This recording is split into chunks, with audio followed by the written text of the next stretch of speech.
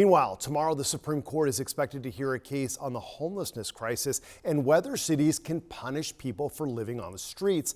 The case could change what policies are used here in California, along with the rest of the country. CBS 8's Jasmine Ramirez now joins us in studio with more. Jasmine?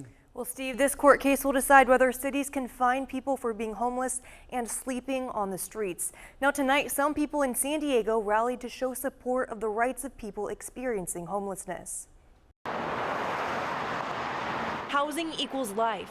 The San Diego Housing Emergency Alliance illuminated this sign over the 5 freeway. Tomorrow, the U.S. Supreme Court will be hearing the most significant case on homelessness in several decades. The Supreme Court will be debating how far cities can go to prevent encampments. Grants Pass versus Johnson was first filed in 2018 after a city in Oregon started ticketing people for sleeping in public. In 2020, a district court in Oregon ruled that the city of Grants Pass's actions were unconstitutional. The 9th U.S. Circuit Court of Appeals upheld that ruling, saying giving fines or jail time to people on the streets when there isn't shelter available was cruel and unusual punishment. Now opponents are appealing to the Supreme Court. If the court overturns this and actually says that encampment bans are legal, what you're going to see is very aggressive enforcement by cities in terms of criminalizing folks who are on the street who have no option.